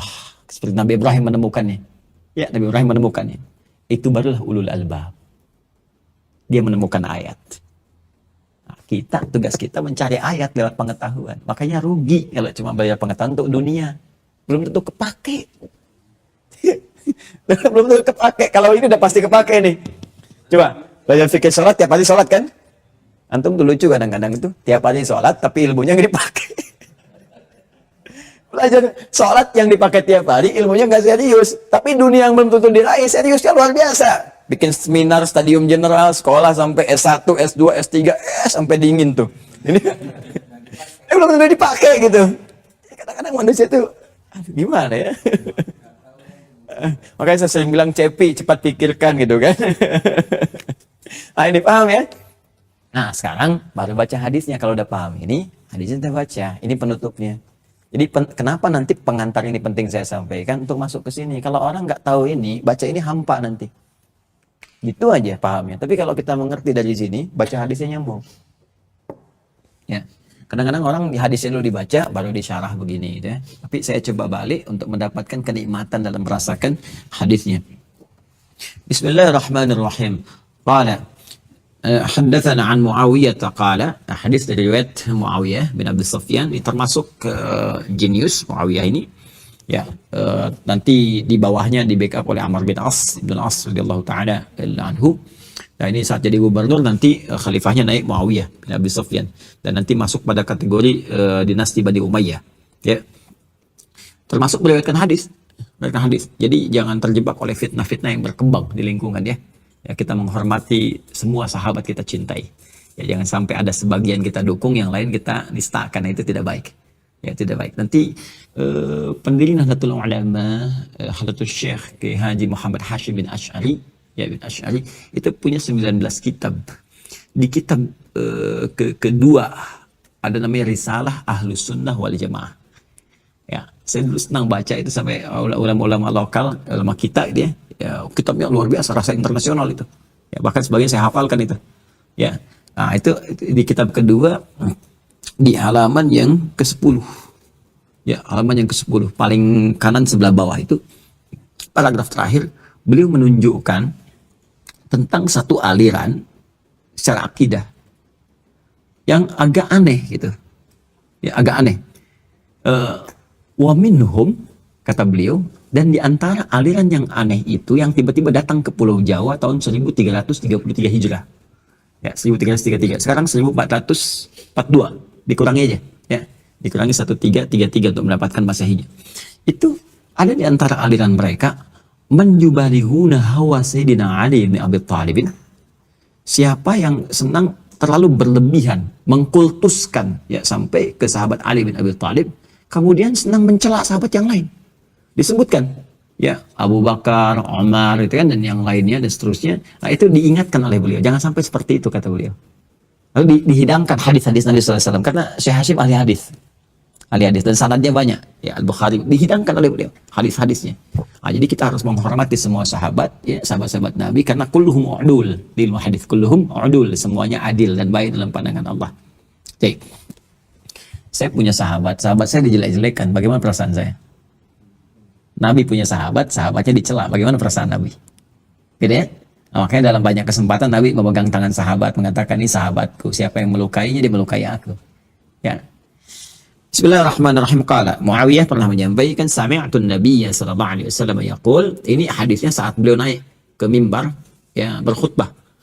Nah, jadi pejabat-pejabat dulu bisa khutbah itu. Pak Zul PR itu ya, terus nyiapkan kadar-kadar pejabat yang bisa khutbah.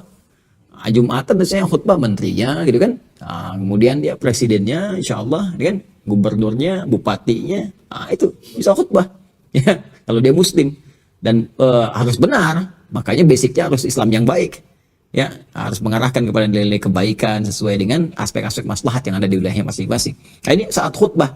Saat khutbah, beliau motivasi kemudian masyarakat jamaah dengan mengatakan sami'tu Nabiyya sallallahu alaihi wasallam yaqul, saya mendengar Nabi sallallahu alaihi wasallam pernah menyampaikan. Nah, dia man yuridillahu bihi khaira yufaqihu fid din.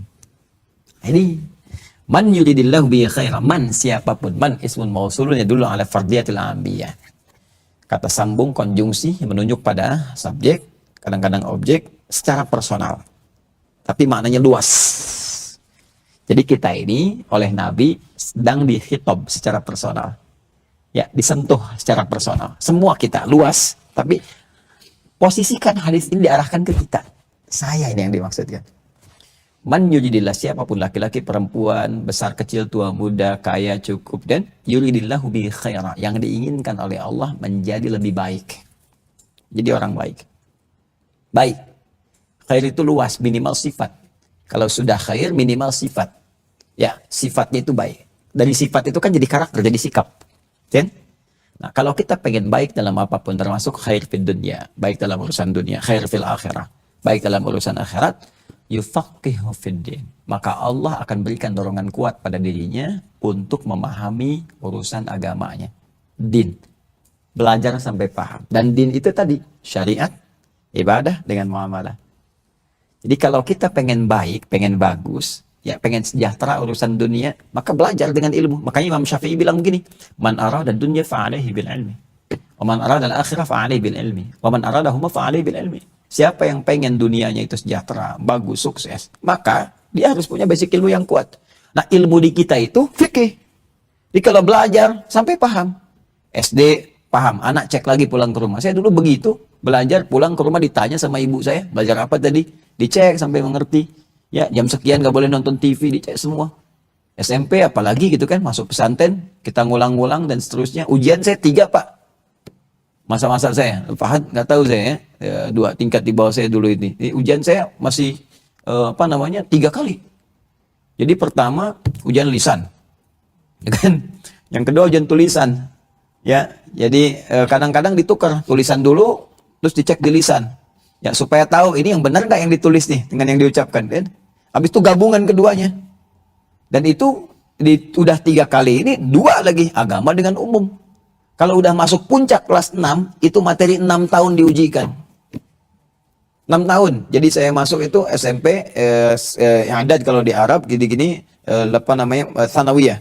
Ya, Thanawiyah kalau di Arab itu aliyah sebetulnya, yang di kita. Thanawiyah aliyah, SMP, SMA. Itu pelajaran dari kelas 1 SMP, Thanawiyah, sampai ke aliyah kelas 6, diujikan keseluruhannya. Pas 6 tahun. Jadi belajar untuk gini terus, 2 bulan ujiannya. Ujian tulis, ujian lisan. Dan jawaban harus lancar. Kalau udah berkurang nilai. Terus jangan kemana-mana. Biasanya kan kalau udah ujian lisan kan suka ada mukadimahnya banyak, pembukaan. Udah pokoknya gak usah menurut saya dalam suasana ini, langsung jawab gini. Klek. Itu tuh. Ya makanya itulah fikih gitu. Itu fikih. Ya, nah ini dia teman-teman sekalian. Nah, memang harusnya begitu belajar itu. Sampai ke kampus demikian. Jadi SKS itu bisa baik, bisa enggak sih? Ya. sistem kebut seterusnya ya baik gitu kan. Tapi kalau sistem kebut semalam, kadang-kadang 1 jam, itu saya punya kesan yang sangat menarik saya saat di Libya. Ada orang Afrika datang kepada saya, Wallahi Syekh Hadi katanya. Limada katanya? Mazdik. Tapi Allah ya, astagfirullah Indonesia. Saya heran orang Indonesia itu. Kenapa saya bilang? Allah ya, ana darastu syahr hada lil imtihan. Saya belajar sebulan untuk belajar itu. Oh wallahi ya'khudh minni, yas'ir minni kitab, istara minni kitab, dia minjem kitab saya, buku saya. Dia mudah sah habisnya. Cuma 1 jam doang dia baca dia. Nilai saya 7,5, dia 8. Saya ketawa, saya bilang belum tahu kamu SKS. Indonesia itu luar biasa, Masya Allah dia. Semua tempat baik semua, tapi Indonesia ini saya rasakan Masya Allah gitu. Apa aja cepet deh. Makanya semua di Indonesia tuh bisa diolah. diolah. Saya di Masr ya. Waktu itu di Masr 2006 takriban. Saya pernah di Mesir itu 2006. Ya. Ismak, ikan teman-teman sekalian. Itu teman-teman di Arab kan makan ikannya ya. Merus pun kepalanya dibuang. Ya. رموها يعني طلعوها يعني في الطرق كده. Indonesia diambil kepala ikannya. Diramu. Habis orang Indonesia ngambil, besoknya 2 jine. Udah ada harganya 2 pon. Iya, dulu di Libya, ini aku tuh Trablusnya kepala kambing dibuang. Kepala kambing. Ya kulitnya nggak dilihat. Indonesia beli kepala kambing, wah langsung ada yang dibakar di sop ini macam besoknya 5 dinar. Bahasa coba lihat, bahasa apa aja lidah orang Indonesia tuh cepat sekali. Orang Cina bisa bahasa Arab ketahuan Cina ini, ya kan? Ya, orang Jepang sama bahasa Inggris Jepang ini. Orang Indonesia asal di radio aja. Have you been John? Oh John. Wah dikira tuh orang Chicago, ternyata Chicago yang bilang gitu. Muncul. Nah, jadi, saya ingin katakan demikian. Maka kalau mau jadi orang hebat, belajar. Mau jadi orang sukses akhirat, belajar. Belajarnya sampai paham. Nah, ini baru satu kata gitu fikih. Nah, teruskan dulu sebentar ya. Wa inna ma'ana qasim Allah ya'ti. Saya cuma sharing aja kata Nabi. Di urusan like, share, komen tuh udah ada di hadis. Di copy paste sama Facebook gitu. Kata, oh ini nama anak Qasim, saya cuma share aja. Jadi Nabi itu ditugaskan oleh Allah untuk berbagi. Sampaikan. Lalu kita diteruskan balik wani walau ayat sampaikan walaupun cuma 1 ayat. Jadi kita itu umat penyampai. Makanya mau balik itu penyampai. Kalau minta fatwa jangan sama mau balik, salah. Mau balik jangan penyampai tabligh. Nyampein aja. Nah, dai ngajak. Jadi kalau sudah jadi dai harus ada ilmu. Ilmunya ilmu sebatas apa yang diajak. Yuk tahajud, harus belajar ilmu tahajud. Minimal pada aspek itu. Di atas dai nanti ada mufti. Ya, ada mufti, ada qadhi. Qadhi itu lebih mengikat. Kalau mufti kayak MUI ya, fatwa itu memberikan tapi nggak mengikat sifatnya, secara moral saja. Tapi kalau sudah qadhi, harusnya di Kemenag tuh ada sifat-sifat qadhi. Itu sudah ada hukum yang mengikat. Jadi negara berperan di situ. Bisa mengeluarkan punishment atau reward. Gitu ya. Jadi kalau nggak dikerjakan, bisa dihukum. Itu qadhi namanya. Mengikat sifatnya sepanjang nanti ada kemaslahatan universal. Nah, jadi teman-teman sekalian di sini, karena Nabi anak Qasim, saya berbagi. Ini sifat orang Islam tuh berbagi. Jangan pelit, jangan soleh sendiri gitu. Surga terlalu luas kalau buat sendirian. Ya. Makanya dalam doa pun di Quran itu banyak redaksi menggunakan Rabbana atina fid dunya hasanah, ya kan? Rabbana la tu'akhidh. Kenapa pakai kita untuk menyertakan orang dalam doa kita? Ya, minimal kebaikan itu disebarkan. Coba dalam sehari pernah nggak mendoakan supaya orang belum beriman dapat hidayah Allah? Coba biasakan itu. Nanti nikmat hati kita itu. Ya, dan minimal kita ada usaha. Jangan nanti suatu saat dihisab di hadapan Allah, kenapa saya tempatkan kamu bertetangga dengan non-muslim, tapi nggak pernah bahkan kamu doakan. Ya, sehingga dia kesulitan mendapatkan petunjuk. Ya, bahkan aku telah berikan, tapi jalurnya kamu saya tempatkan di situ nggak ada peran dari kamu. Mau jawab apa? Ya, saya kira Allah udah ngasih petunjuk duluan. Nggak bisa mulut dikumpulnya. Bagaimana cara mendatangi Allah? Namanya lewat takwa. Takwa itu didesain oleh Allah sebagai cara untuk mendekat kepada Allah. Ingin apapun, mau dunia, mau akhirat, mau macam-macam, gitu kan? Nanti takwa turunannya ibadah. Makanya ada satu ayat dalam Al-Quran yang menyandingkan kalimat takwa dengan peningkatan pengetahuan. Itu ada di ayat 282 di surah Al-Baqarah. Langsung ke ujung ayatnya. Akhir ayat 282 di surah Al-Baqarah. Kalau di mushaf standar paling kiri sebelah bawah, ya, paling bawah langsung. Wattaqullah wa yu'allimukumullah. Wattaqullah, tingkatkan takwamu kepada Allah, wa yu'allimukumullah. Dengan meningkatkan takwa itu Allah akan berkenan terus menambahkan pengetahuan dan mengajarkan kepadamu. Karena itu saya kasih rahasia cepat ya. Para ulama itu menyiapkan anak-anaknya juga termasuk mereka. Dari kecil itu meningkatkan takwa dulu sebelum belajar. Makanya pendidikan mereka cuma dua. Yang paling pokok. Salat dengan Quran. Ya, salat dengan Al-Quran. Salat, Quran, dan hasilnya dahsyat. Silahkan cek ya, semua ilmuwan, baik yang ulama di bidang syariat ataupun begawan pengetahuan. Ya, kalau di syariat kan ada Syafi'i misalnya kan, ada Imam Malik, Imam Ahmad, Imam Abu Hanifah dan ke atasnya ataupun ke bawahnya. Di begawan pengetahuan ada Al-Kindi, Al-Farabi, ya, Al-Khawarizmi, Al-Battani, Ibnu Sina dan sebagainya. Itu silahkan, saya pernah baca biografinya itu. Dari kecilnya udah hafal Quran rata-rata 7 tahun, 9 tahun. Sholatnya bagus. Ya, pernah dengan Ibnu Sina? Ya, banyak isu di luar itu, klarifikasi dulu, baca yang betul. Perkaya wawasan bacaan kita itu ya. Ada satu tokoh di kita yang pakar Ibnu Sina. Namanya Dr. Syamsuddin Arif. Saya rekomendasikan beliau untuk mengkaji buku-buku pemikirannya. Itu hafal Quran 7 riwayat. Terus bahasanya juga kalau nggak salah 11 apa ya yang dikuasainya itu. Dan termasuk cendekiawan. Sampai di dunia barat sangat dikagumi. Selain Gus Hamid, ya, Gus Hamid Zarkasi yang dari Gontor itu punya buku Mishkat namanya. Yang ini itu dahsyat tuh, ya, pemikirannya luar biasa sampai orientalis tuh sungkan tuh sama beliau itu. Sekarang malah yang pakai Malaysia, di Malaysia sekarang ininya mengabdikan ilmunya. Itu ilmunya banyak sekali itu, luas ya, masya Allah. Nah itu termasuk yang pakar terkait dengan pemikiran dan riwayat Ibnu Sina. Wah, kalau udah nulis bagus. Ya, kalau bicara mungkin standar, tapi kalau udah nulis sama diskusi itu luas. Gambar-gambarnya Dr. Syamsuddin Arif namanya. Nah, saya ingin gambarkan begini. Semua itu, Ibnu Sina termasuk, itu kalau lupa sesuatu, bukan melihat ke karyanya, sholat 2 rakaat. Ya, sholat selesai.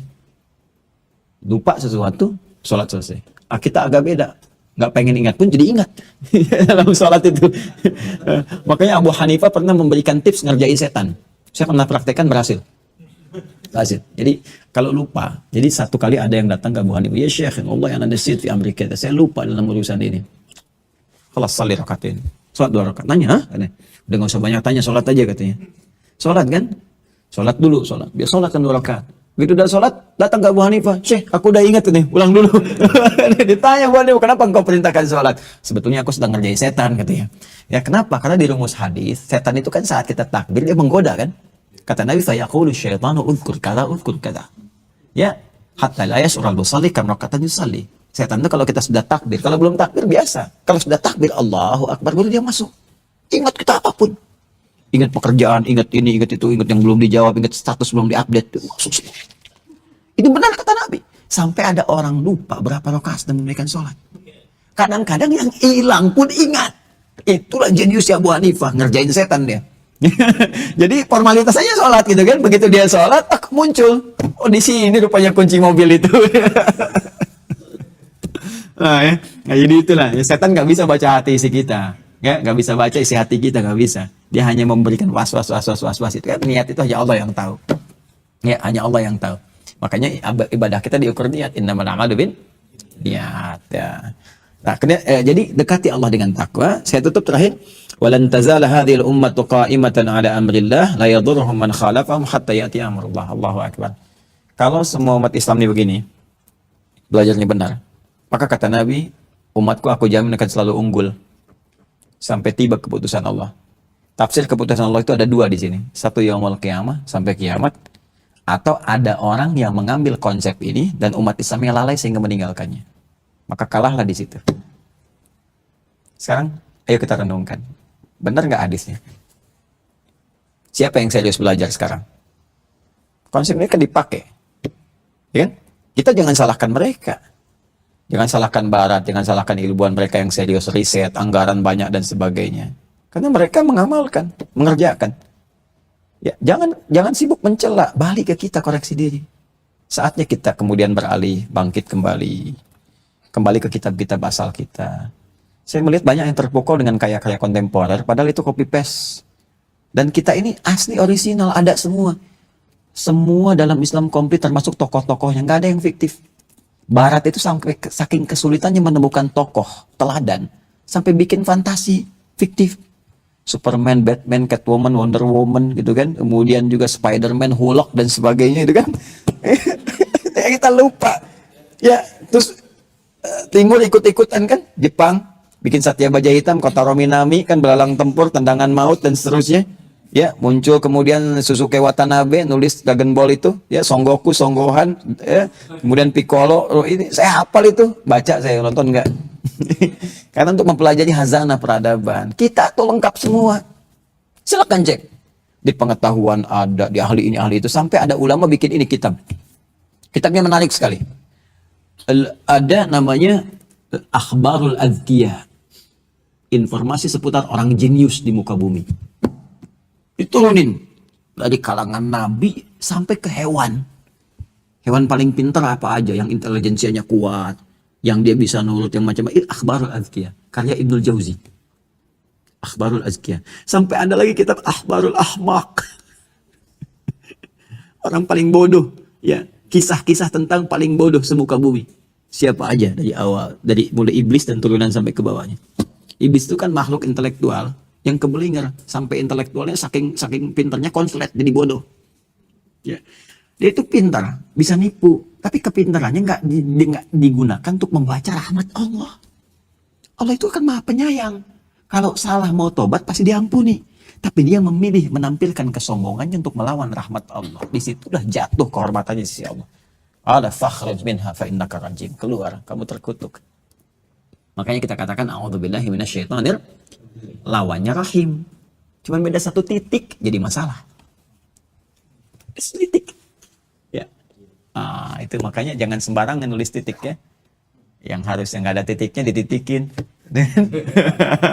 Angka bukannya titik kan, malah dititikin. Koma jadi titik kan, beda tuh.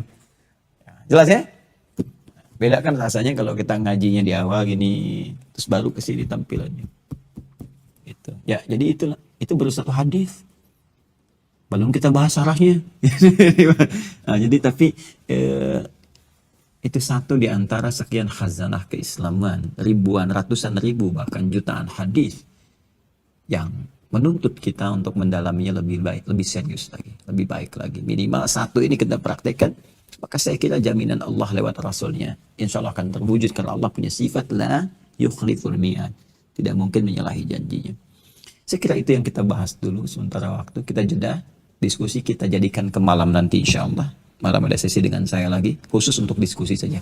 Pertanyaan-pertanyaan, baik seputar Ramadan ataupun hal umum yang kita bisa diskusikan dalam naungan Al-Quran dan hadis-hadis Nabi SAW.